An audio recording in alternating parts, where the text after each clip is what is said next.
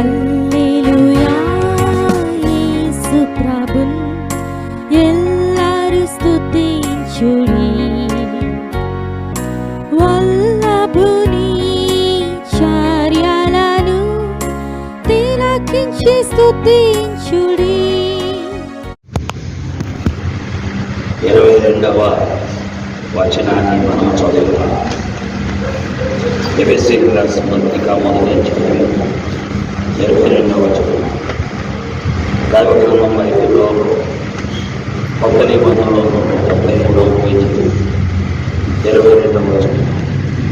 Bible గ్రంథం ఉన్నవారు కొత్త నిబంధనలో 173వ పేజీ తీయండి. అక్కడ 22వ వచనాన్ని చదవాలి. అందరూ కలిసి మనం చదువుతాం. మరియు సమస్తమును ఆయన పాదముల క్రింద ఉంచి సమస్తము పైని ఆయన సంగమునకు శిరస్సుగా నియమించారు. దేవుని యొక్క లేఖనాలు మన మధ్యలో దీవించబడి ఆశీర్వదించబడి తన వాక్కు ఆయన మన మధ్యలో కూర్చుంటారు. దేవుని యొక్క వాక్యంలో ఎఫెసీయులకు రాసిన పత్రిక దైవజనులైన అపోస్తలులైన పౌలు రాసినటువంటి పత్రిక. ఈ పత్రిక రాసే సమయంలో అపోస్తలులైనటువంటి పౌలు రోమా చెరసాలలో ఉన్నాడు. అందుకని ఈ పత్రికను చెర పత్రిక అని అంటారు. రోమా చెరసాలలో అపోస్తలులైన పౌలు ఉండటానికి కారణం ఏంటంటే దొంగతనాలు చేసి లంచాలు తీసుకుని మోసాలు చేసి ఈ సమాజంలో క్రమంగా ప్రవర్తించి ముదీనుడిగా బ్రతకడం వల్ల ఆయన జైలుకు వెళ్ళాడు. ఆయన జైలుకు వెళ్ళింది ప్రభు అయిన యేసుక్రీస్తు వారికి సాక్షిగా ఆయన స్వార్థమానము ప్రకటించడం ద్వారా ఆయన స్వార్థమానము ప్రకటించడానికి ఆ కాలంలో ఉన్న మతోన్మాదులు ఒప్పుకోని కారణాన్ని బట్టి ఆ మతోన్మాదులు ఆయనను చెరసాలకు అప్పగించారు. అలాగున్న దైవజనుడైన అపోస్తలులైనటువంటి పౌలు చెరసాలకు వెళ్ళటం జరిగింది. చెరసాల్లో 4 పత్రికలు రాశారు. ఇలా దేవుడు ఎరిగిన వాడు ఎక్కడున్నా సరే అతను దేవుని కొరకే బ్రతుకుతున్నాడు. వాడి ఇంట్లో ఉన్న దేవుని కొరకు బ్రతుకుతాడు, బయట ఉన్న దేవుని కొరకు బ్రతుకుతాడు, చెరసాలలో ఉన్న దేవుని కొరకు బ్రతుకుతాడు. ఒకవేళ వంట పని చేస్తున్నా దేవుని కొరకు బ్రతుకుతాడు, కూలి పని చేస్తున్నా దేవుని కొరకు బ్రతుకుతాడు, ఇంటిలో గిన్నెలు కడిగే పని చేస్తున్నా దేవుని కొరకు బ్రతుకుతాడు. ఇది ప్రభువు ఎరిగిన వారి యొక్క జీవితం. అపోస్తలులైనటువంటి పౌలు క్రీస్తును నమ్మకం ద్వారా ఆయన సువార్త ప్రకటించడం ద్వారా చెరసాలలో ఉండవలసి వచ్చింది. అక్కడ ఆయన 4 పత్రికలు రాశాడు. అక్కడ నుండి చెరసాలలో ఉన్నవాడు పత్రికలు రాయడం అంటే ఆలోచించడు. అయితే ఆయన రాసిన ఈ 4 పత్రికలు కూడా సెన్సేషనల్గా ఉంటాయి. అంటే చాలా అర్థవంతముగా భావయుక్తముగా మానవ జాతిని పరిశీలింపచేసేవిగా మనుషులను సత్యవంతుడైన దేవుని తట్టు తిప్పేవిగా ఈ 4 పత్రికలు కూడా ఉంటాయి. అందులో ఒక పత్రికే ఎఫెసీయులకు రాసినటువంటి పత్రిక. చేరువచ్చిన ప్రియ స్నేహితులారా, వాక్యం వింటున్న వాళ్ళారా, నీవు ఏ స్థితిలో ఉన్నా దేవుని కొరకు బ్రతకవలసిన వాడు అని అపోస్తలులైన పౌలు యొక్క జీవితం ద్వారా మనము చూస్తూ ఉన్నాం. ఆయన డేరాల కుటుంబంలో క్రీస్తు కొరకై సాక్షిగా బ్రతికినటువంటి వాడు. తన కాళ్ళ మీద తన నిలబడి తన ఆహారము తాను తింటూ ప్రభు కొరకై సువార్త ప్రకటించిన మహాయోధుడు ఎవరంటే అపోస్తలుడైన అపోస్తలుడైనటువంటి పౌలు. ప్రియ స్నేహితులారా, ఒకవేళ మీరు సువార్థికులైతే ఆ బాధ్యత కరెక్ట్గా నెరవేరుస్తున్నావా, లేక నీ భార్య సేవలో, నీ పిల్లల సేవలో, నీ కుటుంబ సేవలో, నీ యొక్క వ్యక్తిగత సేవలో ఉంటున్నావా అనేది ఆలోచించుకోవాల్సిన బాధ్యత మన మీద ఉన్నది.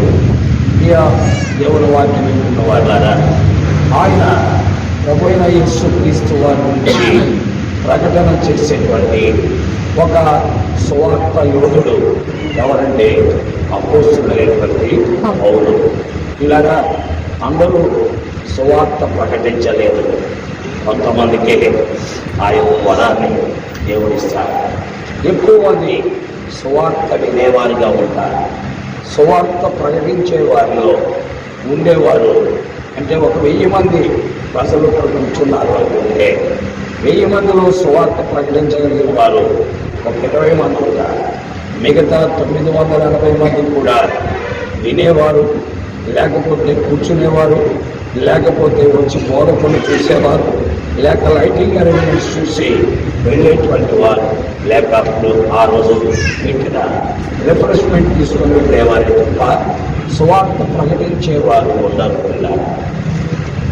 అయితే ఈ సువార్త ప్రకటించేటువంటి ఈ గొప్ప ఆధిక్యత దేవుడిచ్చిన వరం. అది మానవుడు కొనుక్కొని దానికంటే డబ్బులు పెట్టినా కాదండి. అందుకనే ఒక వ్యక్తి డబ్బులు పెట్టాడు పేతురు దగ్గర, ద్రవ్యం పెట్టి నీలాగా నాకు కూడా ఈ వరం కావాలి అని పేతురు దగ్గర డబ్బులు పెడితే పేతురు అన్నాడు, ఇది డబ్బులతో కొనుక్కునేది మాత్రమో కాదు, కేవలం దేవుడు ఇవ్వాల్సిందే అని స్పష్టముగా మాట్లాడినటువంటి వారు. కాబట్టి రోజున మనకి ఆస్తి ఉంది కదా, బంగారం ఉంది, వెండి ఉంది, లేక మరి ధనధాన్యాదులు ఉన్నాయి, మేడలు ఉన్నాయి, మిందులు ఉన్నాయి. కాబట్టి ప్రభు కొరకు మనం ఏమైనా చేయగలమంటే నువ్వు చేయలేవు. Unless God gives you the gift. దేవుడు నీకు ఆ వరాన్ని ఇస్తే తప్ప నువ్వు ఆ పని చేయలేవు. ఇలాగా ఇది దైవజనుడైన అపోస్తలుడైనటువంటి పౌలులో ఉన్నటువంటి గొప్ప భాగ్యము. ఈ భాగ్యము పొందినటువంటి బిడ్డలు ఎవరైనా ఇక్కడ మనలో ఉన్నట్లయితే వారు దైవ నిజంగా దేవుని ద్వారా దీవించబడిన వారు, దేవుడిచ్చిన ఆ గొప్ప వరాన్ని, దేవుడిచ్చిన ఆ గొప్ప భాగ్యాన్ని ఆనందిస్తున్నారని మనం చెప్పాలి. దేవుని వాక్యములో అపోస్తలుడైనటువంటి పౌలు ఇప్పుడు మాట్లాడుతున్న సత్యమేంటో ఒకసారి లోపలికి మనం వెళ్దాం. చూడండి, ఎఫెసీయులకు రాసిన పత్రిక 1వ అధ్యాయము 22వ వచనం. మరియు సమస్తమును ఆయన పాదముల క్రింద ఉంచి, మరియు సమస్తమును ఆయన పాదముల క్రింద ఉంచి, సమస్తము పైని ఆయనను సంగమునకు శిరస్సుగా నియమించారు. ఈ రోజున ప్రభువైన యేసుక్రీస్తు వారు ఏమై ఉన్నాడో అనే విషయాన్ని దైవజనుడైన అపోస్తలుడైనటువంటి పౌలు మాట్లాడుతున్నాడు. ఈ ఎఫెసీ పత్రికలో మొత్తము 6 అధ్యాయాలు ఉంటాయి. ఈ 6 అధ్యాయాలు కూడా మొత్తం కలిపితే ఈ 6 అధ్యాయాలంటే ఒక్కొక్క అధ్యాయానికి 200 మరి వాక్యాలు ఉంటాయేమని అనుకోకండి. 6 అధ్యాయాలు కలిపితే నాకు తెలిసిన మటుకి 150 నుంచి 160 వచనాలు. ఈ 6 అధ్యాయాల్లో మొత్తం కలిపి ఎన్ని వచనాలు ఉంటాయంటే 150 నుండి 200 మధ్యలో ఉంటాయి వచనాలు, అంతకంటే ఎక్కువ ఉండవు. అంటే 6 అధ్యాయాల్లో టోటల్గా ఉన్న వచనాలు మీరు లెక్క పెట్టుకుని నాకు చెప్పండి ఏమున్నాయో మీకు తెలుస్తుంది. టక మరి కూడేసి నాకు చెప్పేయండి. మీరు నాకు తెలిసినప్పటికీ 150 నుండి 200 మధ్యలో ఉంటాయి వచనాలు, అంతకంటే ఎక్కువ ఉండవు. చూడండి ఎన్ని ఉన్నాయో మీరే చెప్పగలరు. ఎన్ని ఉంటాయో ఇలా నాకు తెలిసినప్పటికీ అంతే ఉంటాయి, అంతకంటే ఎక్కువ ఉండవు. ఇందులో 1వ అధ్యాయంలో 23 వచనాలు ఉన్నాయి. 1వ అధ్యాయంలో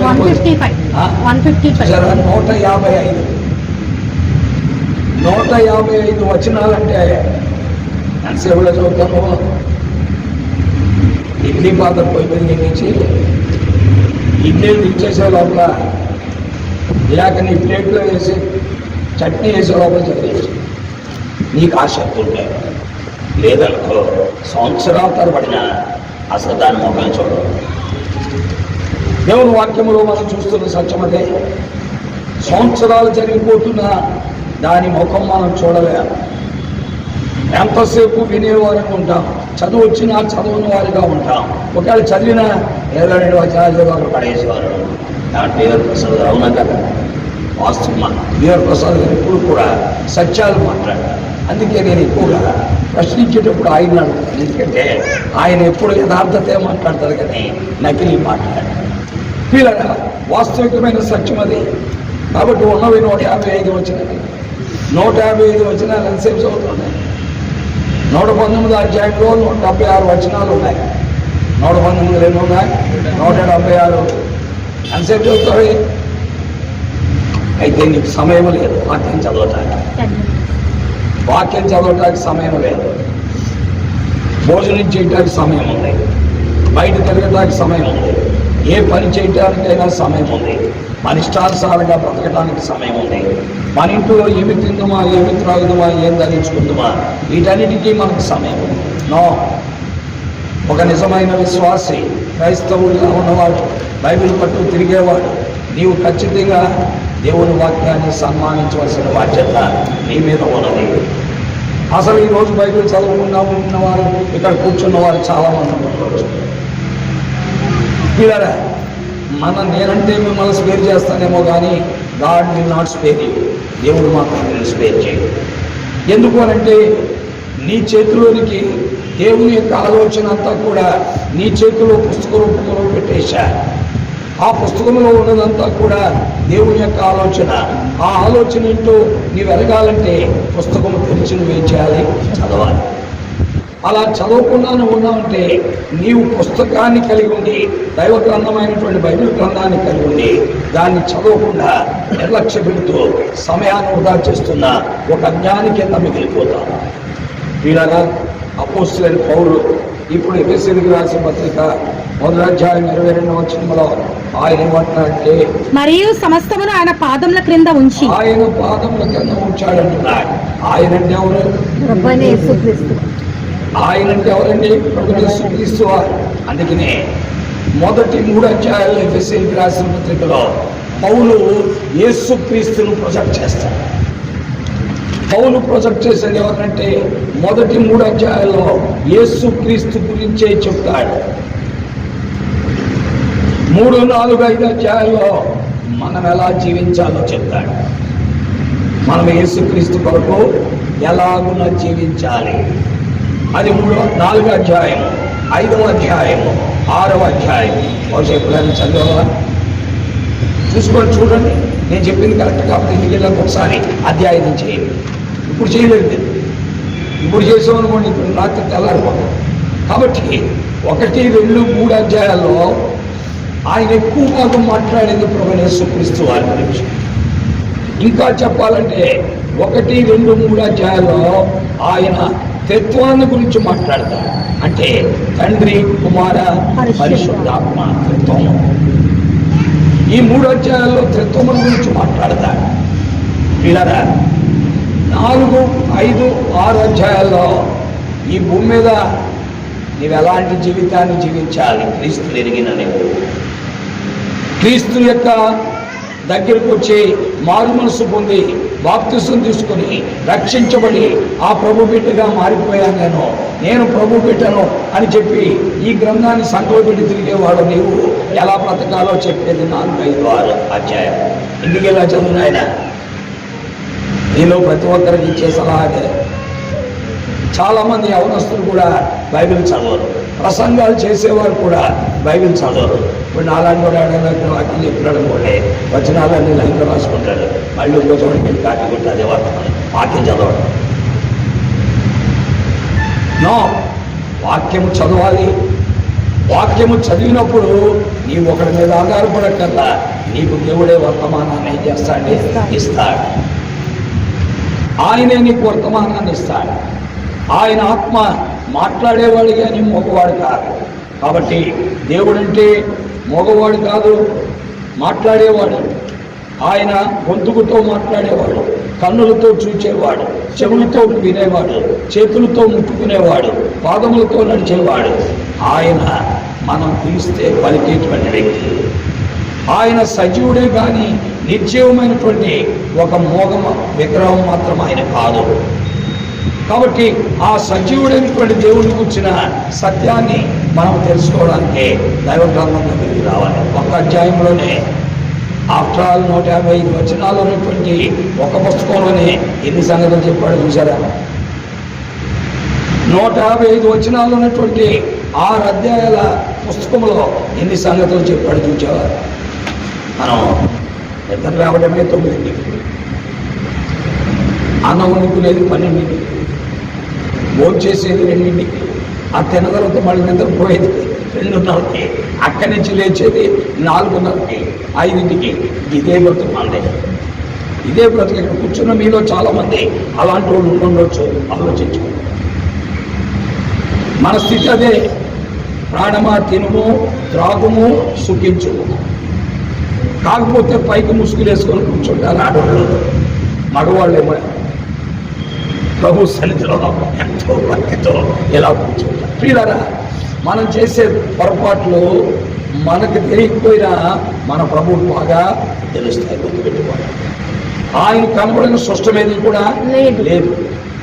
ఆయన దృష్టికి సమస్తము తేటగా కనబడుతూ ఉంటాయి. అందుకే మనం భయపడి దేవునికి లోబడి మన ప్రవర్తనను జాగ్రత్తగా ఏం చేయాలంటే భద్రపరచుకోవాలి. ప్రియులారా, ఇప్పుడు దేవుని వాక్యంలో 22వ వచనంలో మనం చూస్తున్నాం.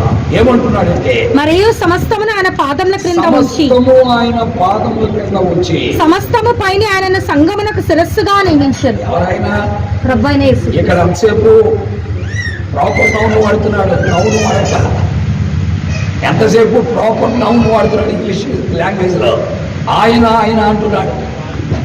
ఆయన పాదముల కింద సమస్తం ఉంచాడు. సంఘముని శిరస్సును ఆయనే శిరస్సుగా నియమించాడు అని ఆయన ఆయన అంటున్నాడు. ఇంగ్లీష్లో దాన్ని ఏమంటారంటే ప్రాపర్ నౌన్ అంటారు. నౌన్ అంటారు. దేవుని వాక్యంలో మనం చూస్తున్నట్లయితే ఆయన ఎవరంటే ప్రభువైన యేసుక్రీస్తు. ఇలాగా యేసుక్రీస్తు అనే 4 మాటలు మనం విన్నప్పుడు మనకు అనుమానం వస్తుంది. ఏంటి ఇది? ఏదో క్రైస్తవంత ప్రచారం లాగుందని మనం అనుకుంటాం. అయితే దేవుని వాక్యంలో యేసుక్రీస్తు గురించి ఇదే దైవజనుడైన అపోస్తులైన పౌలు 7 సంగతులు చెప్పాడు. ఇదే దైవజనుడైన అపోస్తులైన పౌలు ప్రభువైన యేసుక్రీస్తు వారి గురించి 7 సంగతులు చెప్పాడు. ఇప్పుడు ఆ 7 సంగతులు ఒకదాని తర్వాత ఒకటి మనము చూడబోతున్నాం. దైవ గ్రంథంలో ఆయన చెప్పిన పత్రికల్లో ఇవి ఉంటాయి. అంతేకాదు సువార్తల్లో కూడా ఇవి ఉంటాయి. సువార్తల్లో అపోస్తులైన పౌలు వీడు కానీ ఇలారా పత్రికల్లో పౌలు వీటిని గురించి స్పష్టంగా చెప్పినట్లుగా మనం చూడగలం. దేవుని వాక్యంలో మనం చూస్తుంటే యేసుక్రీస్తు ఎవరు అనేది మనం చూస్తుంటే మొట్టమొదటి దేవుని వాక్యంలో కొలస్సీ 1:15 వచనంలో మనం చూస్తాం. ఆయన అదృశ్య దేవుని స్వరూపే. ప్రభువైన యేసుక్రీస్తు వారు ఎవరు అంటే ఆయన అదృశ్య దేవుని స్వరూపే. Is an express image of God. Is an express image of God అంటే కనబడని దేవుని యొక్క స్వరూపం ప్రభువైన యేసుక్రీస్తు. ఈనాడు మానవ లోకములో మనుషులు ఎవరు కూడా ప్రభువైన యేసుక్రీస్తు వారిని చూడలేదు, చూడనేరడు కూడా. అందుకే వాక్యములో రాయబడింది, మనుషుల్లో దేవుణ్ణి ఎవరు చూడలేదు, ఎవరిని చూడనేరడు అని స్పష్టముగా తిమోతికి రాసిన 1వ పత్రిక 6వ అధ్యాయము 16వ వచనంలో చూస్తున్నాం. అలాగే యోహాను సువార్త 1వ అధ్యాయము 18వ వచనంలో చూస్తున్నాం. ఎవడునో ఎప్పుడైనాను దేవుణ్ణి చూచి ఉండలేదు. తండ్రి అద్వితీయ కుమారుడు. యోహాను సువార్త 1:18 చదువుతుంటే ఎవడునో ఎప్పుడైనాను దేవుణ్ణి చూచి ఉండలేదు. ఇలారా మానవ లోకములో జీవిస్తున్న ఏ మానవుడు, వారు పీఠాధిపతులు కానీ, మతాధిపతులు కానీ, మత నాయకులు కానీ, లేకపోతే ఆ రకమైన అంతస్తులు కలిగిన వ్యక్తులు కానీ ఎంతవరకు దేవుణ్ణి నేను చూచానని చెప్పగలిగిన మగాడు లేడు. ఎందుకంటే దేవుణ్ణి మానవుడు చూడలేడు. ఎందుకని? దేవుడు సమీపింపరాని తేజస్సులో నివసిస్తూ అమరత్వం కలిగినవాడు. ఆ దేవుణ్ణి చూడటానికి ఎవరైనా ఆయన సమీపంగా వెళితే వాడు మసైపోతాడు. కాబట్టి దేవుడు ఉండే స్థలము సమీపింపరాని తేజస్సులో నివసిస్తూ అమరత్వం కలిగినటువంటి వాడు, అంటే మరణము లేనటువంటి వాడు. దేవుడు సృష్టించిన సూర్యుడిని మానవుడి నాడు చూడలేకపోతున్నాడు. ప్రపంచంలో ఉన్న విజ్ఞానవేత్తలందరూ కూడా ఇప్పటి వరకు చంద్రమండలం దగ్గరికి వెళ్ళగలిగారంటే సూర్యమండలం దగ్గరికి వెళ్ళలేకపోయారు. ఎందుకంటే వారు సూర్యమండలం దగ్గరికి వెళ్ళటానికి ఆ యొక్క సూర్యరశ్మికి వారు తట్టుకోలేకపోతున్నారు. ఈ రోజున మనం భూమి మీద ఉన్న ఈ సంవత్సరం టెంపరేచర్ ట్రిపుల్ అయ్యేటట్టుగా ఉంది, డబుల్ అయ్యేటట్టుగా ఉంది. ఎందుకంటే ఇప్పటికే ఆ బాంబింగ్ చూస్తుంటే ఇరాన్లో కానీ, ఇజ్రాయెల్లో కానీ, సౌదీ అరేబియాలో కానీ బాంబింగ్ చూస్తుంటే భయంకరంగా ఉంది. పొల్యూషన్ పెరిగింది. దీనివల్ల గ్లోబల్ వార్మింగ్ పెరుగుద్ది. అంటే భూమి యొక్క ఉష్ణోగ్రత ఏమైపోతుంది? పెరిగిపోతుంది. ఇలా ఉండలేని పరిస్థితి ఈ రోజున మానవుడికి రాబోతుంది. త్వరలో మనం ఎదుర్కోబోతున్నాం. ఈ సంవత్సరంలోనే దాన్ని మనం ఎదుర్కోబోతున్నాం. అందుకనే ఆల్రెడీ విజ్ఞానవేత్తలు చెప్తున్నారు. ఏమంటున్నారంటే ఆ యొక్క మీటియాలజీ డిపార్ట్మెంట్ వారు ఈ సంవత్సరం లాంగ్ సమ్మర్ అంటున్నారు. వర్షాలు ఉండకపోవచ్చని కూడా చెప్తున్నారు. ఆల్రెడీ వీటిని పేపర్లో వారు ధృవీకరించారు. వార్తల్లో మనం వింటూ ఉన్నాం. ఏమైనా స్నేహితులారా, కాబట్టి సూర్యుని దగ్గరికి వెళ్ళటానికి మానవుడికి ఇంకా ఏమి లేదండి, సవాలు చేయలేకపోతున్నాడు. దిక్కు లేదు. సూర్యుడి దగ్గరికి వెళ్ళటానికి దిక్కు లేదు. సూర్యుడు అనేవాడు దేవుని సృష్టిలో ఒక వస్తువు మాత్రమే. ఆ సూర్యుడిని మానవుడు చేరలేకపోతే దేవుడు ఉండే స్థలానికి మానవుడు చేరగలడా? దేవుడు సృష్టించిన పంచభూతముల్లో ఒక వస్తువే సూర్యుడు.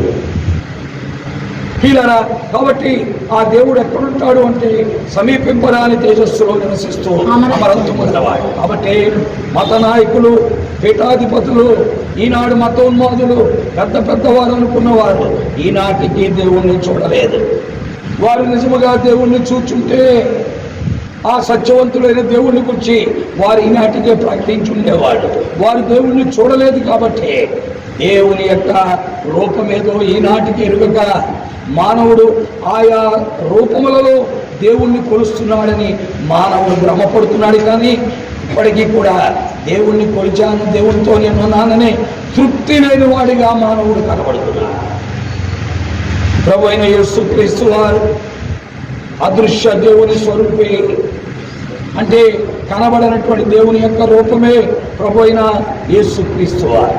పిల్లరా, కనబడని దేవుని యొక్క రూపమే ప్రభు అయినటువంటి యేసుక్రీస్తు వారు. అనగా యేసుక్రీస్తు వారి భూమి మీదకి, అనగా ఆ దేవుడు మానవుడిగా ఈ భూమి మీదకి సశరీరుడిగా యేసుక్రీస్తు అని పేరులో వచ్చాడు. కానీ ప్రజలు నమ్మట్ల. యేసుక్రీస్తుని మేము నమ్మం, ఇంకో పేరు ఏదైనా పెడితే నమ్ముతాం, ఇంకో పేరు ఏదైనా పెట్టి ఆయన గురించి చెప్తే మేము నమ్ముతూ ఉంటారు. కానీ యేసుక్రీస్తుని నమ్మనంటున్నారు. ప్రియా స్నేహితులారా, దీనివల్ల దేవుడు నష్టపోయేదేమీ లేదు. దేవుడు నష్టపోయేదేమీ లేదు. మనము నమ్మనందువల్ల ఆయన మహిమను కోల్పోలేదు. మనము నమ్మినందువల్ల కూడా ఆయన మహిమ పెరగదు. అర్థమైందా?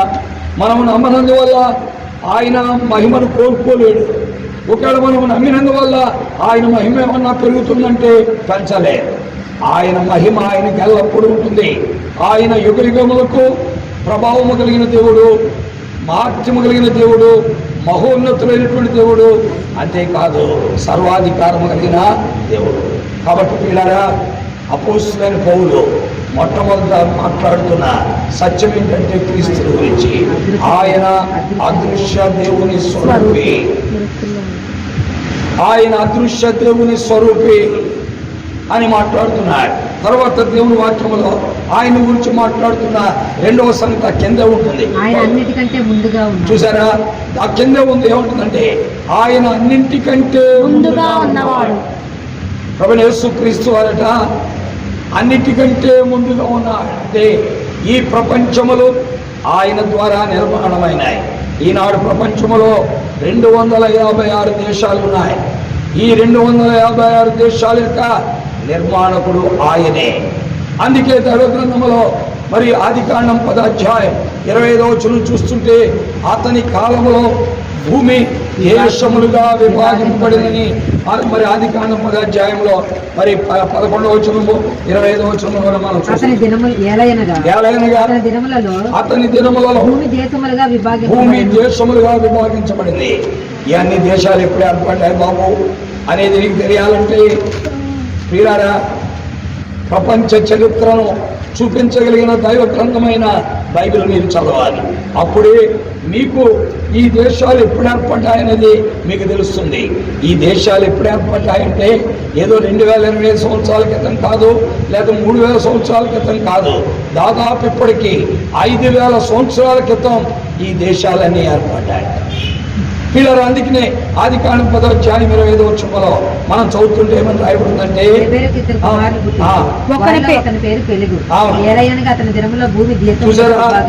అతని దినములలో భూమి విభాగించబడింది. కాబట్టి దేవుని వాక్యం ఏంటున్నా పిల్లరా, ప్రపంచంలో ఉన్న 256 దేశాలు సృష్టికర్త ప్రభువైన యేసుక్రీస్తు వారే. ఎందుకనగా ఈ మాట ఎలా చెప్తున్నారు మీరు అని మీరు అడగొచ్చు. దైవ గ్రంథం బైబిల్లో కొలస్సీయులకు రాసిన పత్రిక 1వ అధ్యాయం మనం చదువుతుంటే 17వ వచనంలో ఉందంటే 18వ వచనంలో ఆయన అన్నిటికంటే ముందుగా ఉన్నవాడు. అంటే ఈ దేశాలు విభాగింపబడక పూర్వమే ఉన్నవాడు ఎవరండి? అందుకే అపోస్తలుడైన పౌలు యేసుక్రీస్తు ప్రభు వారి గురించి ఏమన్నంటే యేసుక్రీస్తు నిన్న నేడు నిరంతరము ఒకటే రీతిగా ఉన్నవాడు. యుగ యుగాలకి ఒకటే రీతిగా ఉండే దేవుడు స్పష్టముగా హెబ్రీ 13వ అధ్యాయం 8వ వచనంలో చదువుతున్నాం. కాబట్టి పిల్లరా, యేసుక్రీస్తు అన్నిటికంటే ముందుగా ఉన్నవాడు. అంతేకాదు అక్కడ రాయబడింది అన్నిటికంటే ముందుగా ఉన్నవాడును సమస్తమునకు ఆధారభూతుడు. Is the source of everything, is the beginning and also source of everything. ఆయనే అన్నిటికంటే ముందుగా ఉన్నవాడు, ఆయనే సమస్తమునకు ఆధారభూతుడు. మీరారా, ఇది రెండవది. యేసుక్రీస్తు కనబడని దేవుని యొక్క స్వరూపం. కాబట్టి యేసుక్రీస్తు నమ్మితే ఆ దేవుడిని చూచినట్టే, యేసుక్రీస్తు నమ్మలేదు ఆ దేవుడు లేనట్టే. అంటే ఈ భూమి మీద దేవుడు లేని జీవితాన్ని మనం అనుభవిస్తాం. అందుకే హెబ్రీ 1వ అధ్యాయం 3వ వచనంలో చెప్పాడు. ఏమన్నాడు చూడండి, హెబ్రీ రాసిన 1వ అధ్యాయం 3వ వచనంలో మనం చదువుతున్నాం స్పష్టంగా. ఈ ప్రభువైన యేసుక్రీస్తు వారు ఎవరంటే దేవుని మహిమ యొక్క తేజస్సు. Is the image of God.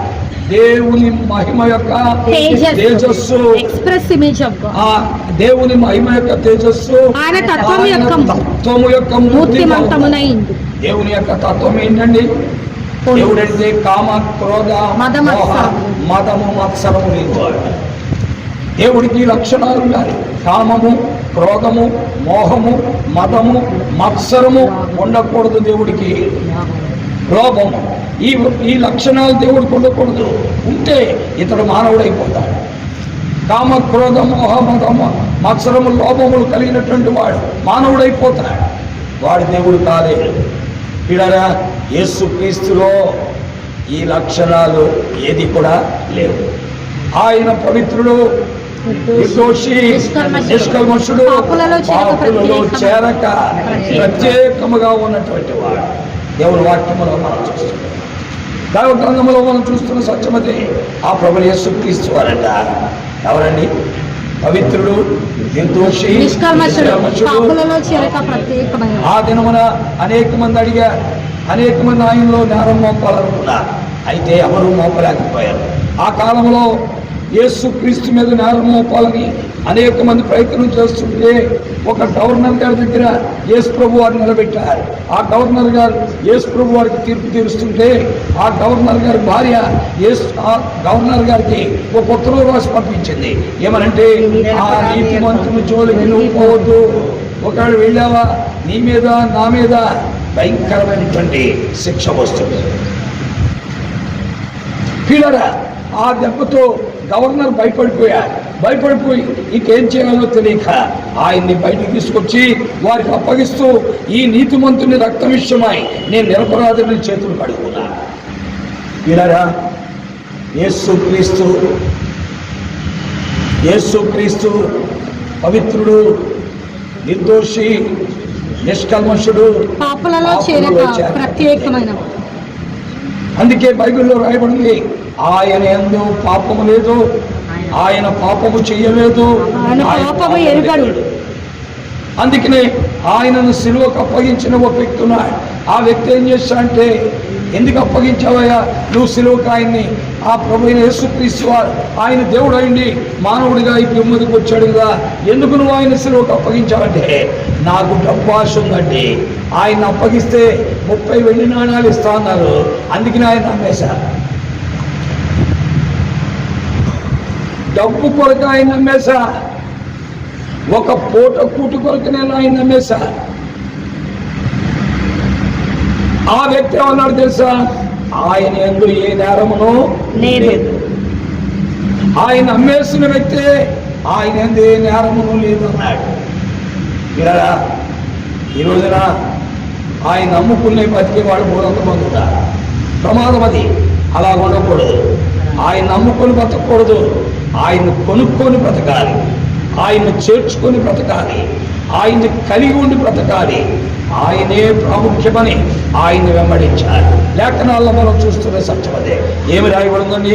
ఆయన అన్నిటికంటే ముందుగా ఉన్నవాడు, సమస్తమునకు ఆధారం. Is the source of everything. ఈనాడు భూమి మీద ఉన్న సమస్తానికి, ఆకాశం ఉన్న సమస్తానికి, భూమి మీద ఉన్న సమస్తానికి అన్నిటికీ ఆయనే. దాన్ని వివరించాడు. ఎక్కడంటే ఆ పైన 16వ వచనములో వివరించాడు. ఏమన్నాడు చూడండి, దేవుని వాక్యములో చూసారా? ఏలయనగా ఆకాశమందున్నవని, భూమి అందున్నవని, అవి దృశ్యమైనవిగా అదృశ్యమైనవిగా, ఒక్క చదవండి. సింహాసనములైన, ప్రభుత్వములైన, ప్రధానులైన, అధికారములైన సర్వమును ఆయన యందు, ఆయన ద్వారా, ఆయనను బట్టి సృష్టించబడ్డాయి. ఆయన మూలముగా, ఆయన ద్వారా, ఆయనను బట్టి నిర్మాణమయ్యాయి. అంటే ప్రపంచాలు నిర్మాణమైంది ఆయన ద్వారానే, పంచభూతములు నిర్మాణమైంది ఆయన ద్వారానే, ఈ భూమి ఆకాశములు నిర్మాణమైనది ఆయన ద్వారానే. అందుకే వాక్యములు అన్నాడు, కలిగి ఉన్నది ఏది కలగలేదు. యోహాను సువార్త 1వ అధ్యాయం 2వ వచనం చదువుతుంటే అక్కడ రాయబడింది, సమస్తమును ఆయన మూలముగా కలిగెను, కలిగి ఉన్నది ఏది కలగలేదు. కాబట్టి ఈజ్ ద బిగినింగ్. ఆయన సమస్తమును అన్నిటికంటే ముందుగా ఉన్నవాడు. సమస్తము ఆయన మూలముగా ఏం చేశారు? ఇలా క్రీస్తును తృణీకరించడానికి హేతు ఏమి ఉండదు. బైబిల్ చదివిన వ్యక్తికి క్రీస్తును తృణీకరించడానికి అసలు ఏ విధమైన హేతు కూడా ఉండదు. బైబిల్ చదివినటువంటి వ్యక్తికి, బైబిల్ ప్రతిదినము చదివే వ్యక్తికి క్రీస్తును అనుభవిస్తూ ఉంటాడు. ఆయన ఎంతో రుచికరముగా, ఆనందంగా తన జీవితం మారిపోతుంది. ఆ దైవ గ్రంథమును చదవని వాడు, దైవ గ్రంథమును గురించి భుజించిన వాడు, వాడు ఎప్పుడు ఆ విజయ మెస్లో భోజనాలు బుక్ చేసి వెళ్తా ఉంటాడు. అంతేగాని దైవ గ్రంథంలో ఉన్నటువంటి మాటలను పూజించాడు. ప్రియమైన దేవుని వాక్యం ఉన్న పిల్లల ఆలోచిద్దాం. అందుకనే బైబిల్లో ఇప్పుడు 2వది మనం చూచాము. మొదటిది ఏంటి? ఆయన అదృశ్య దేవుని స్వరూపి, కనబడనటువంటి దేవుడు. ఆ రూపం ఎవరంటే యేసుక్రీస్తు ప్రభువే. అందుకే నేను ఎప్పుడు చెప్తాను, హెబ్రీయులకు రాసిన పత్రిక 1వ అధ్యాయం 3వ వచనంలో రాయబడిన మాట, ఆయన దేవుని మహిమ యొక్క తేజస్సు. తేజస్సు అంటే కింద ప్రతిబింబము. ప్రతిబింబము అంటే అర్థం ఏంటంటే, ప్రతిబింబము అంటే అర్థం ఏంటంటే, ఈ అద్దం ముందు నేను నిలబడ్డాను, ఈ అద్దం ముందు నిలబడితే నేనే అందులో కనబడుతున్నాను, కానీ వివిఆర్ ప్రసాద్ కనబడతాను. అంటే అద్దం ముందు దేవుడు నిలబడ్డాడనుకోండి, అద్దములో కనబడే ప్రతిబింబమే యేసుక్రీస్తు. అంటే ఆ ప్రతిబింబము ఈతను కూడా ఒకటే. అందుకనే ఆ ప్రభువారు అన్నాడు, నన్ను చూచిన వాడు దేవుణ్ణి చూచినట్టే, నన్ను చూచిన వాడు దేవుణ్ణి చూచినట్టే, నన్ను చూడనివాడు, నన్ను నమ్మనివాడు, నా ఎదుకు రానివాడు, నాతో సహవాసం ఏర్పరచుకున్నవాడు దేవుణ్ణి చూడనట్టే. కాబట్టి ప్రియులారా, కాబట్టి మొదటిది ఆయన అదృశ్య దేవుని స్వరూపి.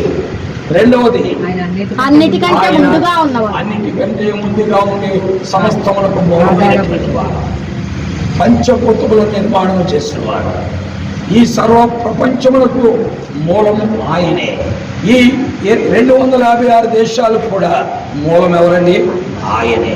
అందుకనే బైబిల్లో ఇర్మియా గ్రంథం 10వ అధ్యాయం 12వ వచనంలో ఒక మాట ఉంది. ఏమన్నాడు చదవండి.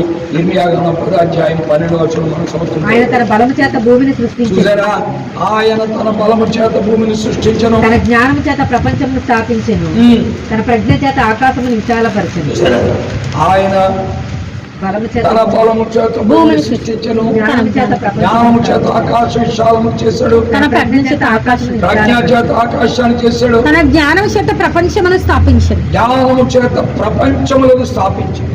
ఇలా ప్రపంచములు ఆయన ద్వారా నిర్మాణమైనది, ఆ ప్రభువైన యేసుక్రీస్తు వారి ద్వారా. ఇది రెండవది. అర్థమైంది కదండి. మొదటిది ఆయన కనబడని దేవుని రూపం. రెండవది అన్నిటికంటే ముందుగా ఉండి సమస్తమునకు ఆధారము ఆయన. దేవుని వాక్యములో మనం చూస్తున్నాం. దేవుని వాక్యములో ఇంకా మనం చూడగలం. ఏమి రాయబడిందంటే ఆ ఫిలిప్పీయులకు రాసిన పత్రిక 2వ అధ్యాయం 6వ వచనంలో మనం చూస్తున్నాం. ఏమి రాయబడి చదవండి. ఆయన దేవుని స్వరూపము కలిగిన వాడై దేవునితో సమానం. కాబట్టి ఆయన ఎవరంటే ఈజ్ ఈక్వల్ విత్ గాడ్, దేవునితో సమానుడు. ప్రభువైన యేసుక్రీస్తు వారు దేవునితో సమానుడు. అంటే దేవుడు ఒకటి, ఆయన ఒకటి కాదు, వాళ్ళిద్దరు ఒకటే. వాళ్ళిద్దరు ఒకటి. అందుకే నన్ను చూచిన వాడు దేవుణ్ణి చూచినట్టే. నన్ను ఎవరైతే చూస్తారో, నన్ను ఎవరైతే నమ్ముతారో, నన్ను ఎవరైతే అంగీకరిస్తారో, నా సహవాసాన్ని ఎవరైతే కోరుతున్నారో వారు దేవుణ్ణి చూచినట్టు. ఎందుకంటే మీ ఇద్దరం ఒకటే. ఈజ్ ఈక్వల్ విత్ గాడ్, దేవునితో సమానం. శరీరమును బట్టి మానవ జాతి కొరకై, మానవునికి ఉపకారం చేయడం కొరకై మానవుడిగా భూమి మీదకి వచ్చాడు. కానీ ఆయన దేవుడే, మానవ రూపంలో దేవుడే. ఇంకా చెప్పాలంటే దేవునితో సమానం.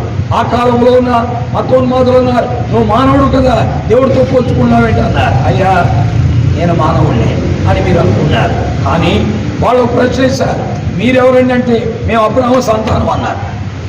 యేసు ప్రభు వారే ప్రశ్నిస్తారు, మీరెవరు బాబు అని అడిగాడు. మేము అబ్రహాము సంతానం అని అన్నారు. అబ్రహాము సంతానం అంటే అప్పుడు ప్రభు అన్నాడు, అబ్రహాం పుట్టక ముందు నేను ఉన్నానయ్యా, అబ్రహాం పుట్టక ముందు నేను ఉన్నాను. మీరేంటి మాట్లాడేది? కానీ మీ కొరకు మానవ రూపంలో ఈ భూమి మీదకి వచ్చా, మీకు సమీపంగా ఉండడానికి వచ్చా. నేనే కనుక దేవుడిగా వస్తే నన్ను మీరు చూడలేరు, మస్ అయిపోతారు. ఎందుకంటే సమీపింపరాని తేజస్సులో నివసించి నా మహిమను కప్పుకొని, నన్ను నేను ఉపేక్షించుకొని, నన్ను నేను తగ్గించుకొని నీకు సమీపంగా ఉండడానికి నేను వచ్చానని ప్రభువారు మాట్లాడుతూ వచ్చాను. ప్రియమైన దేవుని వాక్యం వింటున్న ప్రియులారా, లేఖనాల్లో మనం చూస్తున్న సత్యం. అరే మాట్లాడు, కూర్చోవచ్చు, కడగరా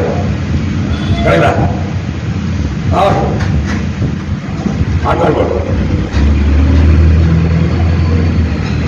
కాబట్టి దేవుని యొక్క వాక్య ప్రకారము ఆయనను మనం వెంబడించాలి వీళ్ళగా. అందుకే ఆయన ఏమైనా లేఖనాల్లో మనం చూస్తున్నాం, ఆయన దేవునితో సమానుడు. దేవునితో ఏమైనాడు? ఆయన మొట్టమొదటి ఏంటండి? అదృశ్య దేవుని స్వరూపి. రెండవది ఆయన అన్నిటికంటే ముందుగా ఉన్నవాడు, సమస్తమునకు ఆధారము. మూడవది ఆయన దేవునితో సమానుడు. ఆయన చూచిన వాడు దేవుణ్ణి చూచినట్టే, ఆయన నమ్మిన వాడు దేవుణ్ణి నమ్మినట్టే. స్పష్టంగా ప్రభువారు మాట్లాడుతున్న సత్యాలు మనం చూస్తున్నాం. అంతేకాదు దేవుని వాక్యంలో మనం చూసే మరొకటి ఏంటంటే అద్భుతమైనటువంటి మాటలు మనం చూస్తాం. ఏమి రాయబడి చదవండి దేవుని వాక్యంలో. ఈనాడు ఇన్ని మాటలు నేను చెప్పడానికి కారణం ఏంటంటే దేవుని వాక్యం. ఈ దైవ గ్రంథమే నేను ఎన్ని మాటలు చెప్పడానికి. ఇది లేకపోతే నేను మీ ఎదుటిగా ఒక్క మాట కూడా మాట్లాడాలి. I am not able to speak even one word without Bible. పరిశుద్ధ గ్రంథము లేకపోతే నేను ఒక్క మాట కూడా మీతో మాట్లాడాలి. కాబట్టి ప్రభువైన యేసుక్రీస్తు వారు ఏమైనారు అంటే దేవుని వాక్యంలో మనం చూస్తున్న 4వది ఆయన దేవుని వాక్యమై ఉన్నారు. ఈ రోజున యేసు ప్రభు గురించి మాటలు చెప్పాను. నేను నమ్మలేదనుకోండి. ఏది నమ్మలేదు? వాక్యాన్ని నమ్మలేదు. వాక్యాన్ని నమ్మలేదంటే యేసు ప్రభు నమ్మలేదు. యేసు ప్రభు నమ్మలేదంటే నీకు నువ్వు దేవునికి ఏ విధమైన సంబంధం లేదు. అందుకనే వాక్యంలో చెప్పారు. ఏమన్నాడు చూడండి. ఆయన ఎప్పటి నుండి ఉన్నవాడు ఇక్కడ రాయబడిన మాట మరొకసారి మీకు జ్ఞాపకం చేస్తాను. అధ్యాయం 3వ వచనం. ఆది యందు వాక్యము జాగ్రత్తగానండి. ఆది యందు వాక్యము నేను వాక్యము దేవుని యొద్ద ఉండెను. వాక్యము దేవుని యొద్ద ఉండెను. వాక్యము దేవుడై ఉండెను. వాక్యము దేవుడై ఉండెను. చూసారా? అంటే in the beginning there is word and the word was with God and the word was with God and the word was God and the word was God. అంటే వాక్యమే దేవుడై ఉన్నాడు. ఇన్ని మాటలు చెప్పాం, ఇన్ని మాటలు విన్నావు. ఇన్ని మాటలు విన్న తర్వాత నీ జీవితంలో ఈ వాక్యాన్ని నమ్మలేదు. ఈ మాటలు నమ్మి యేసుక్రీస్తుని అంగీకరించలేదు. అప్పుడు నష్టపోయేది నీవే. అందుకే వాక్యంలో ఆది యందు వాక్యము నేను వాక్యము దేవుని యొద్ద ఉండెను. వాక్యము దేవుని యొద్ద ఉండెను. అందుకనే ఇప్పుడు 14వ వచనం మనం చదువుతున్న రాయబడిన మాట. ఆ వాక్యము శరీరధారి అయి కృపా సత్య సంపూర్ణుడిగా ఆది కాలంలో కనబడినటువంటి దేవుడు మాట ద్వారా మాట్లాడేవాడు. కనబడని దేవుడు వాక్కు ద్వారా మాట్లాడేవాడు. ఆ వాక్కు ద్వారా మాట్లాడే దేవుడే శరీరాన్ని దాల్చి భూమి మీదకి వచ్చాడు. ఆయనే ప్రభువైన యేసుక్రీస్తు. ఆయన ఎవరండి? అదే 4వది. యేసుక్రీస్తు అంటే దేవుని వాక్యమే.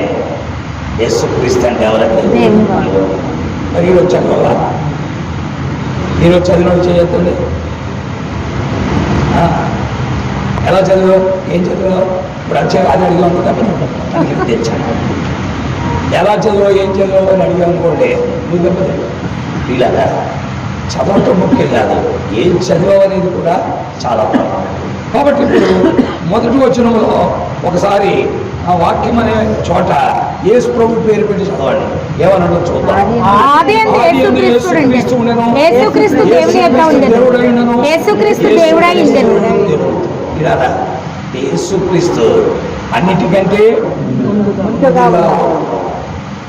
అర్థమైందా? అన్నిటికంటే ముందుగా ఉన్నవాడు ప్రభువైన యేసుక్రీస్తు. కాబట్టి పిల్లరా, ఆయన కనబడని దేవుడి స్వరూపే, ఆయన సమస్తములకు మూలము, అన్నిటికంటే ముందున్నవాడు, దేవునితో సమానుడు, దేవుని వాక్యమే ఆయన. ఆయన లేకుండా దేవుని వాక్యము లేదు. అందుకని ఆయన పరిశుద్ధ గ్రంథాన్ని ఎంతో గొప్పగా గౌరవించాలి. చాలామంది యేసు ప్రభు ఫోటోలు పెట్టుకుంటూ ఉంటారు, కానీ వాక్యమును మాత్రం వారు సన్మానించారు. వాక్యమును సన్మానించారు. యేసు ప్రభు ఫోటోలు మాత్రం పెడతారు. యేసు ప్రభు గుడిలో బొమ్మలను కూడా పెడతారు, విగ్రహాలు. యేసు ప్రభు గుడిలో బొమ్మలను కూడా పెడతారు. పిల్లలందరికీ ఒక ఆయన ఇలాగ సువార్త ప్రకటిస్తుంటే ఒక చోట నన్ను అడిగాడు, కాబట్టి మీరు విగ్రహారాధన చేయకూడదు, బొమ్మలు పెట్టకూడదు అది ఇది అంటారు మీరు, మరి మీ గుడిలో అన్ని బొమ్మలే కదా. ఎక్కడ బొమ్మలు చూడండి, నన్ను మీకు చూపిస్తాను. ఎక్కడ? విద్యానగర్లో. అసలు అడుగు పెట్టడంతో బొమ్మ కనపడుతుంది, వెళ్ళే కొద్ది బొమ్మలు బొమ్మలు బొమ్మలు అన్నారు. పిల్లరా, అంటే బొమ్మలలో దేవుడు లేడు. వాళ్ళు అప్పుడు అన్నాను ఆయన, అయ్యా వాళ్ళ తెలియక విగ్రహాలు పెట్టుకున్నారు, మాకు తెలియదు. మేము నమ్మేది దేవుని వాక్యం, అందుకే మేము బొమ్మలు పెట్టాం. బొమ్మలు పెట్టాం కానీ దేవుని వాక్యాన్ని మాత్రం, ఎందుకంటే వాక్యమే దేవుడై ఉన్నాడు. వారికి తెలియక ఆ బొమ్మలు పెట్టి ఆ ఒక్కొక్క విగ్రహాన్ని వరుసపెట్టి లైన్లో పెట్టారు. మొట్టమొదటి పేతురు విగ్రహం, ఆ తర్వాత ఏమో మరి ఆంధ్రేయ విగ్రహం, ఆ తర్వాత యాభై విగ్రహం, ఆ తర్వాత వచ్చేసి బర్తలోమయ్యి, ఇలా 12 అపోస్తుల విగ్రహాలు పెట్టేశారు.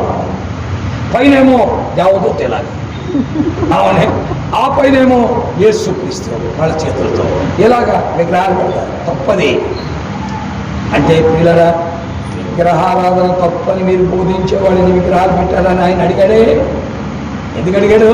మన బుద్ధిహీనతను బట్టి అడిగాడు, మన అజ్ఞానాన్ని బట్టి అడిగాడు. మనమే అవకాశం ఇచ్చాం. కాబట్టి పిల్లారా, యేసుక్రీస్తు బొమ్మ పెట్టుకుంటే ఉపయోగం లేదు. ఇటీవల ఒక ఆయన అడిగారు, అయ్యా సడన్గా మీరు మారినట్టు కనపడుతున్నారు ఏంటంటే, సడన్గా మారినట్టు కనపడుతున్నారంటే ఆయన అన్నారు, ఏంటి సడన్గా మార్పు ఏంటంటే, మీ తల మీద కొత్తగా పెట్టుకులు లేకుండేవారు లేవు కదా అని అడిగారు. అంటే ఆయన అన్నాడు, నాగపట్నం వచ్చాడు. ఆయన ఏమన్నంటే నాగపట్నం వచ్చాడు. బాబోయ్, మొన్నటిదాకా పెట్టుకులు ఉన్నాడు, ఇప్పుడు సడన్గా పెట్టుకున్నాడు. దేనికి వెళ్ళావు? దేవుడికి పెట్టుకులు కావాలా? నాగపట్నంలో దేవుడికి పెట్టుకులు కావాలా? దేవుడికి కావాల్సిందంటే నీవే కావాలి. మొట్టమొదటి నీవు కావాలి.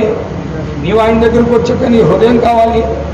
నీవు ఆయనతో ఉండిపోవాలని ఆయన కోరుతుంటే ఆయనకు వెంట్రుకలు ఎందుకండి బాబు అంటే అప్పుడు అనుకున్నాను, సరే పెద్ద ఆయన కదా, తెలీదు, ఇంకా అవగాహన లేదు, ఇంకా జ్ఞానం రావా, దైవత్వము గురించినటువంటి అవగాహన కలగలేదు.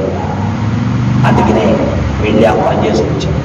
ప్రియమైన దేవుని వాక్యం పిల్లగా ప్రభు అయిన యేసు క్రీస్తు వారు కూర్చుని మనం సంగతులు మనం చూస్తున్నాం. దేవుని వాక్యంలో ఎంతో స్పష్టంగా చెప్పాడు.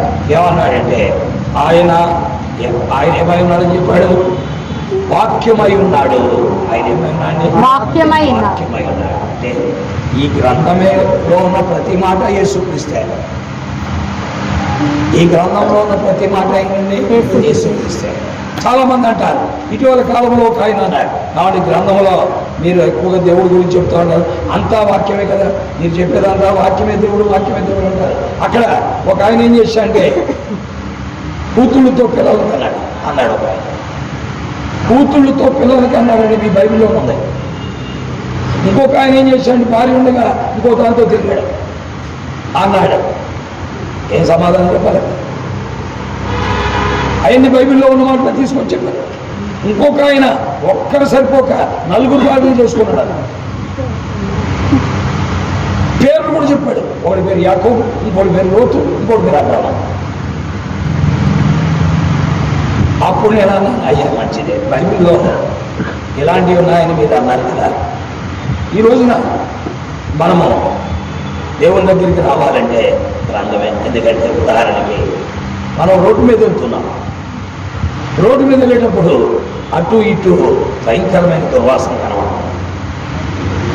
అటు ఇటు ఏం కనబడుతుంది? దుర్వాసన వస్తుంది. పైగా చెట్లు మునిచిపోయి ఉన్నాయి. అంత మాత్రం దానికి రోడ్డు మీద వెళ్ళకుండా అక్కడే నిలబడిపోయి ఇలాగే చూస్తా కూర్చుంటావా? కూర్చోవు కదా. అక్కడ దుర్వాసన ఉందనుకున్నాను. అందుకు నువ్వు ఏం చేస్తావు? బైబిల్లో ఇలాంటివి ఉన్నాయని నువ్వు ఎత్తావు. పిల్లల అయినా మార్గంలో వెళ్ళకపోతే నువ్వు గమ్యానికి ఏం చేయలేవు, చాలా. కాబట్టి బైబిల్ మానవ జీవితానికి మార్గం, మనుషుల్ని గమ్యానికి చేర్చే మార్గమే దైవ గ్రంథం బైబిల్. ఆ బైబిల్ను నువ్వు చదవకుండా ఉంటే అందులో ఉన్న 2-3 సంగతులు తీసుకొని ఇందులో ఇది ఉంది, అందులో అది ఉంది, అక్కడ ఇది ఉంది, ఇతను ఇలా ఉన్నాడని చెప్పి నువ్వు పక్కకు పోయావు అనుకో, నీకు మార్గము తెలీదు, గమ్యాన్ని నువ్వేం చేయలేవు, చేరలేవు. కాబట్టి ప్రియమైన స్నేహితులారా, దేవుని యొక్క వాక్యములో నీవు ఏదో కొన్ని సంగతులు తీసుకొని వాటిని తప్పులు పట్టుకుని ఇది చాలా చండాల గ్రంథమని చెప్పి దాన్ని ప్రచారం చేయటం కూర్చున్నా అంటే మధ్యలో నీకు ఆకస్మికంగా మరణం వచ్చిందనుకో, దేవుడు లేకుండానే ఈ దిక్కుమాల స్థితిలో ఈ లోకాన్ని విడిచిపెట్టాల్సి వస్తుంది. అలా కాకుండా ఆ దైవ గ్రంథంలో ఉన్న సత్యము క్రీస్తును నమ్మినట్లయితే నిశ్చయముగా దేవుడు వేస్తామైన గమ్యానికి నువ్వేం చేయగలవు, చాలా. ఇలా ఈనాడు మనుషులు అది తెలుసుకోలేక దీన్ని ఒక మతముగా, ఒక మత ప్రచారముగా మనుషులు భావిస్తూ మత ప్రచారముగా వారు దీన్ని చేస్తున్నట్టుగా మనం చూస్తున్నాం. ఇలారా బైబిల్ చదవటం ద్వారా ఇది మత ప్రచారం కదా. అని మీకు ఎప్పుడు చెప్తూ ఉంటా, BIBLE అంటాం దీన్ని. BIBLE అంటే బిహోల్డ్. ఒక మొదటి బి అంటే బిహోల్డ్, I అంటే ఇట్, రెండో బి అంటే brings, behold it brings, L అంటే లైఫ్, ఈ అంటే Eternal. Behold Brings it brings life. Life eternal, అనగా మానవ జీవితానికి, నిత్య జీవితాన్ని, నిత్యమైనటువంటి మోక్షాన్ని ప్రసాదించుటకు మార్గము చూపించి నడిపించేదే దైవ గ్రంథం బైబిల్.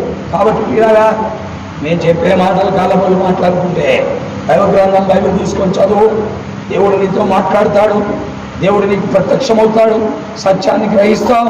తద్వారా ప్రభువును నువ్వేం చేయగలవు గమనించు. అయ్యా ఏం చదువుతానని మీ క్రైస్తవులు పెద్ద దౌర్భాగ్యంగా ఉన్నారు, మాకు అన్నాడు ఒక ఆయన. ఏం చదువుతాం మీ క్రైస్తవులు పెద్ద దౌర్భాగ్యం అన్నాను. మీ క్రైస్తవులు కూడా అన్నమాట నిజమే. మా క్రైస్తవుల్లో త్రాగుబోతులు ఉన్నారు, చోదుగారు ఉన్నారు, దొంగలు ఉన్నారు, వ్యభిచారులు ఉన్నారు, లంచగొండలు ఉన్నారు, మోసగాళ్ళు ఉన్నారు. అయితే క్రీస్తులో పాపము లేదు. క్రీస్తు పాపము ఎరిగినవాడు, క్రీస్తు పాపము చేయనివాడు, క్రీస్తులో పాపము లేదు. అందుకే వాక్యములో రాయబడింది, ఆయన ఎందు పాపము లేదు, ఆయన పాపము ఎరుగుడు, ఆయన పాపం చేయలేదు. మరి దేని కొరకు ఈ లోకంలోనికి మరి ఆ శిలువకి ఎక్కాడు అని జనం అడుగుతాడు. దేని కొరకు ఆయన శిలువకి ఎక్కాడు అని అడిగితే అపోస్తలుడైన పౌలు ఆయన గురించి 5వ చెప్పాడు. ఏంటది? చదవండి. 5వది ఏం చెప్పాడంటే దేవుని వాక్యంలో మనం చూస్తున్నాం. ఏం రాయబడి చదవండి. హెబ్రీయులకు రాసిన పత్రిక 1వ అధ్యాయం పౌలు మాట్లాడుతూ ప్రభువుని గురించి పలికిన 5వ సంగతిలో మనం చూద్దాం. పాపముల విషయంలో శుద్ధీకరణ తానే చూసారా? 1వ అధ్యాయము దేవుని వాక్యములో మనం చూస్తుంటే 3-4 వచనాల మధ్యలో ఉంటుంది. పాపముల విషయంలో శుద్ధీకరణము తానే చేసి దేవదూతల కంటే ఎంత శ్రేష్టమైన నామం పొందను. పాపి అయిన మానవునికి శుద్ధి చేయటానికే ఆయన ఈ భూమి మీదకి మానవుడిగా వచ్చాడు. ఇదే దైవజనుడైన అపోస్తలుడు క్రీస్తుని గురించి ప్రొజెక్ట్ చేసిన 5వది. క్రీస్తుని గురించి ప్రొజెక్ట్ చేసిన 5వది. పాపముల విషయములో శుద్ధీకరణము తానే చేశాడు. అందుకనే ఆయన అంటాడు, పాపులను రక్షించుటకు క్రీస్తు యేసు లోకమునకు వచ్చిన వాక్యము నమ్మదగినది, యేసుక్రీస్తు ఈ లోకములోనికి ఆయన దేవుడైన మానవుడిగా రావడానికి, పవిత్రుడైన మానవుడిగా, పరిశుద్ధుడైన మానవుడిగా, పాపము లేని మానవుడిగా, పాపము నెరుగున మానవుడిగా, పాపము చెయ్యని మానవుడిగా ఈ భూమి మీదకి రావడానికి, పాపి అయిన మానవుడిని పాపము నుండి విడిపించడానికి. ఇలా ఒక పాపిని పాపము నుండి విడిపించాలంటే పాపం లేనివాడు కావాలి, లేకపోతే కుదరదు. అందుకనే యోబు అన్నాడు, ఏమన్నా అంటే పాప సహితునిలో నుండి పాపరహితుడు పుట్టగలిగిన ఎంత లేదు. ఇది 14వ అధ్యాయంలో మనం చూసే సత్యం. ఆ పాప సహితునిలో పాపరహితుడు పుట్టగలిగిన ఎంత మేలు. కాబట్టి పిల్లరా, ఈనాడు మానవుని రక్షించడానికి ఆ ప్రభువు యేసుక్రీస్తు వారు కన్యక గర్భాన్ని జన్మించాడు. మానవులందరూ స్త్రీ పురుషులు కన్యక వల్ల జన్మిస్తే యేసుక్రీస్తు స్త్రీ ద్వారా ఈ భూమి మీదకి ఆయన జన్మ పరిశుద్ధమైనది. అందుకనే బైబిల్లో ఏమని చెప్పాలంటే లోకాసువార్త 1వ అధ్యాయం 32, 33, 34 వచనాలు చదువుతుంటే ఏమన్నంటే దేవుని శక్తి, సర్వోన్నత శక్తి నిన్ను కమ్ముకున్నాడు. శిశువు పరిశుద్ధుడై దేవుని కుమారుడు అనబడు. ఎందుకంటే ఈ భూలోకంలోనికి దేవుడు మానవుడిగా రావాలనుకున్నప్పుడు మరియమ్మతో మాట్లాడాడు. పరిశుద్ధాత్మ నీ మీదికి వచ్చింది. గాబ్రియల్ దూత ద్వారా మరియమ్మతో మాట్లాడినప్పుడు మరియమ్మ అంది, అయ్యా ఇది ఎలా జరుగుతుంది, నేను పురుషుని ఎరుగుతాను అని అంటే అప్పుడు చెప్పాడు గాబ్రియల్ దూత, సర్వోన్నతుని శక్తి నిన్ను కమ్ముకును, పుట్టబోవు శిశువు పరిశుద్ధుడు, దేవుని కుమారుడు అనబడు. ప్రియా స్నేహితులారా, క్రీస్తు యొక్క జన్మంలో పాపం లేదు, క్రీస్తులో పాపము లేదు, క్రీస్తు పాపమును ఎరుగడు, క్రీస్తు పాపమును చెయ్యలేదు. అందుకే ఆయన పాపుల రక్షకుడు. అందుకని అపోస్తలుడైన పౌలు అన్నారు, this is the faithful saying that the lord Jesus Christ came down to this earth to save the sinners. అంటే పాపులను రక్షించుటకు క్రీస్తు యేసు లోకములకు వచ్చిన వాక్యం నమ్మదగినది, పూర్ణ అంగీకారమునకు పిల్లరా, కాబట్టి ఈ రోజున మనం పాపులను అని అనుకుంటే క్రీస్తు మనకు కావాలి. మనము దేవుడు లేని వారం అనుకుంటే దేవుడు కావాలి, కాబట్టి క్రీస్తు మనకు కావాలి. పాపమును క్షమించే అధికారము యేసు క్రీస్తు ఒక్కడికే ఉన్నది. పాపమును క్షమించే అధికారం ఆ యేసు క్రీస్తుకే ఉంది. అందుకని మార్క్స్ 2:11 చెప్పాడు. ఏమన్నా అంటే చదవండి దేవుని వాక్యములో, పాపమును క్షమించుటకు మనుష్య కుమారునికి భూమి మీద అధికారము కలదు. అయితే పాపమును క్షమించుటకు పాపమును క్షమించుటకు మనుష్య కుమారునికి భూమి మీద అధికారం. ఎందుకని? ఆయన పుట్టుకలో పాపము లేదు, ఆయన పాపము చెయ్యలేదు, ఆయన పాపమును ఎరుగడు, ఆయనలో పాపము లేదు. అందువల్లే ఆయన పాపమును క్షమించగలడు. పిల్లరా, అయితే ఇప్పుడు ఒక చిన్న సందర్భం వచ్చింది. మరి పాపమును క్షమిస్తే ఒక అతను అన్నాడు, అలా కూర్చొని క్షమించమన్నాడు. క్షమించని ఆయన ఇచ్చగలడు అన్నాడు. పాపమును క్షమించాలంటే అలా కుర్చీలో కూర్చొని మీలాగా నీ పాపాలు క్షమించబడ్డాను అనేస్తే సరిపోతుంది కదా అన్నాడు.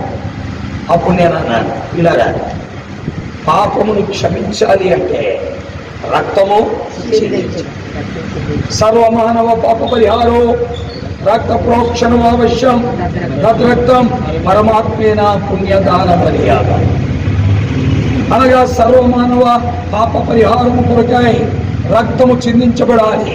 ఆ రక్తం ఆ దేవుడే మానవుడిగా భూమి మీదకు వచ్చి ఆ శిలువలో యజ్ఞమై బలి పశువై రక్తాన్ని చిందించాలి. ఆ రక్తాన్ని మన పాపాన్ని క్షమించడానికి దానంగా ఇవ్వాలి. ఎలాగ ఇవ్వాలండి? దానంగా. పుణ్యదాన బలియాగం దానంగా ఇవ్వాలి.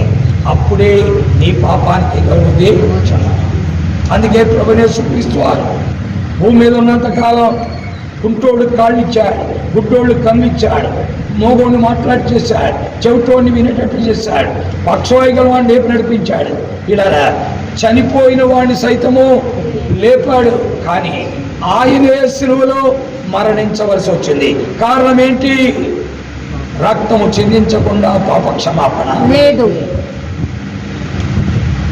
ఇలా అందుకే ప్రభువైన యేసుక్రీస్తు వారు సర్వలోక మానవ పాప పరిహారార్థమై లోక పాపమును మోసుకొని పోయే దేవుని గొర్రెపిల్లగా ఆ శిలువలో నిలవపోయి అడ్డుపోయిపోయి మానవాళి అతిక్రమ క్రియల కొరకు గాయపరచబడ్డారు.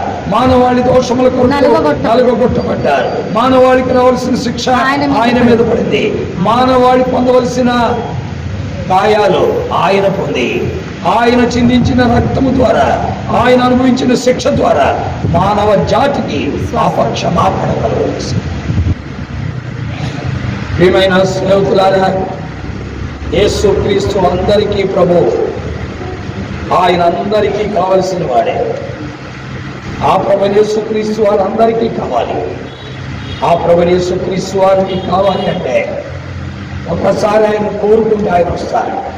అందుకే 12:5 కీర్తన గ్రంథంలో అన్నాడు, రక్షణ కోరుకుని వారికి కలుగు చేశాడు. ఎవరైతే ఆయన కోరుకుంటున్నారో వారికి రక్షణ ఇస్తాడు, పాప క్షమాపణ ఇస్తాడు, ఆత్మ రక్షణ ఇస్తాడు, మానవుని పాపము నుండి విడిపిస్తాడు.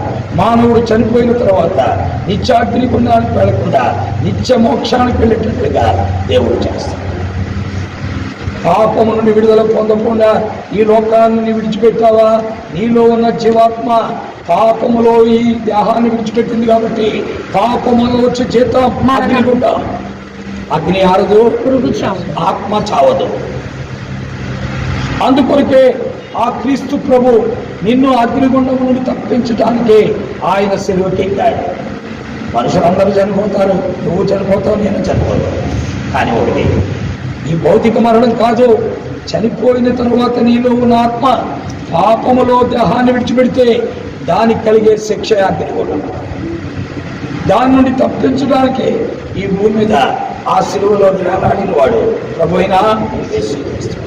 ప్రియ స్నేహితులారా, పెద్దలారా, తండ్రులారా, అయ్యలారా, చెరువు వచ్చిన బిడ్డలారా, యేసుక్రీస్తు అందరికీ ప్రభు.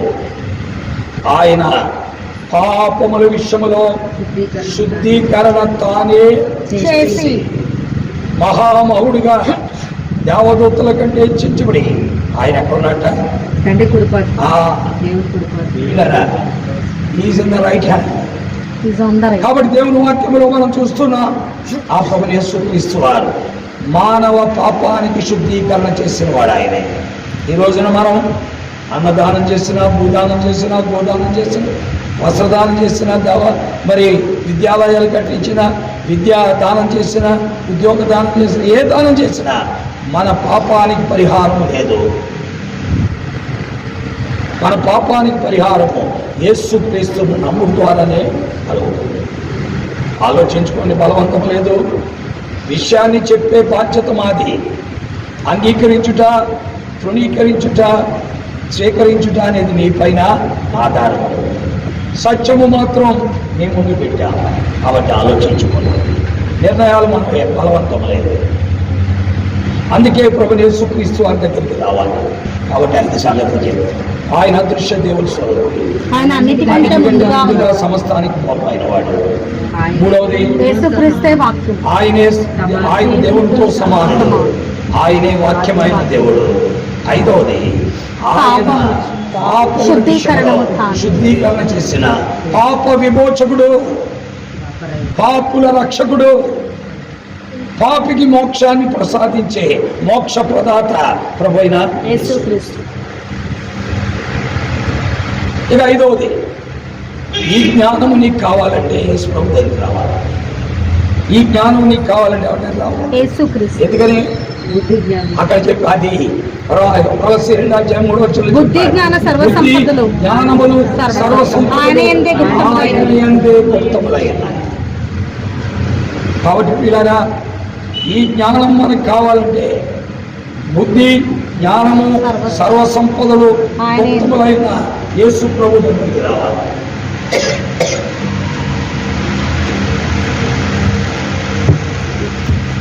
యేసు ప్రభుని మీరు అంగీకరించాలి.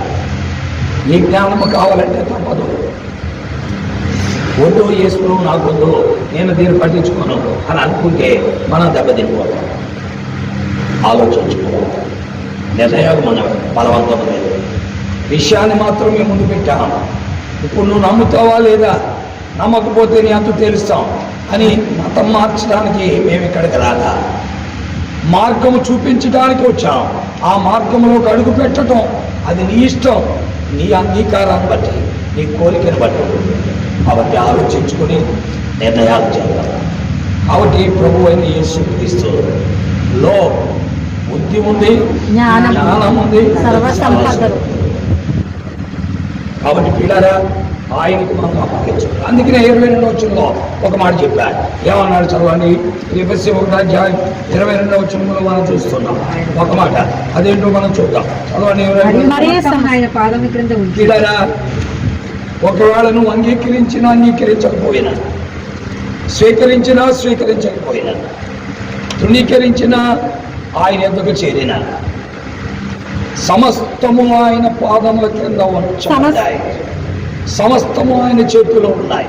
తర్వాత సమస్తము పైన ఆయన సంగమునకు శిరస్సుగా. ఆయనే is the head of the whole world. ప్రపంచానికి, ఈనాడు సంఘానికి శిరస్సు ఆయన. కాబట్టి ఆలోచించుకుందాం. ఆ శిరసత్వముకి ఎందుకు పొందామా, శిరస్సును ఎదిరిద్దామా? శిరస్సును ఎదిరించామనుకో, ఇక నీ బాడీ పనిచేయదు. ఎందుకంటే మానవ శరీరంలో అన్ని అవయవాలు పనిచేయటానికి మూలము శిరస్సే. శిరస్సు కనుక మూత కొట్టిందనుకోండి, ఇక చేతులు, కాళ్ళు ఏది పనిచేయదు.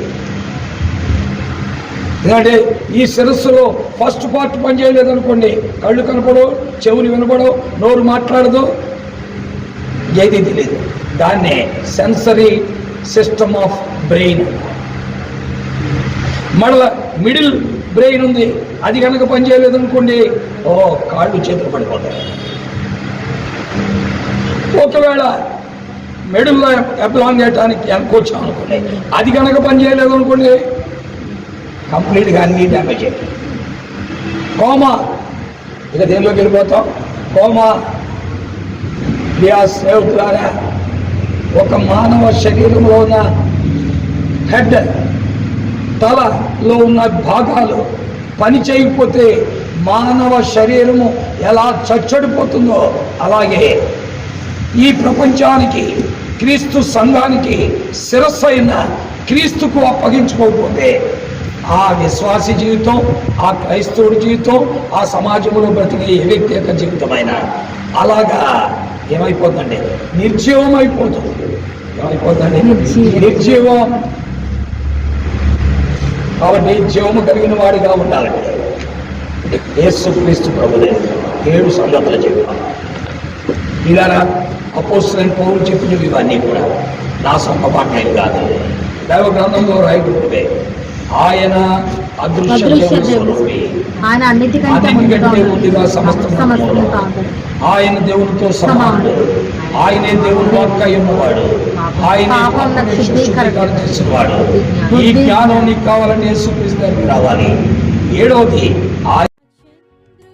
చంద్రులారాయిలా దేవుని స్తుతించుడి, హృదయమును వెలిగించిన యేసుని స్తుతించుడి.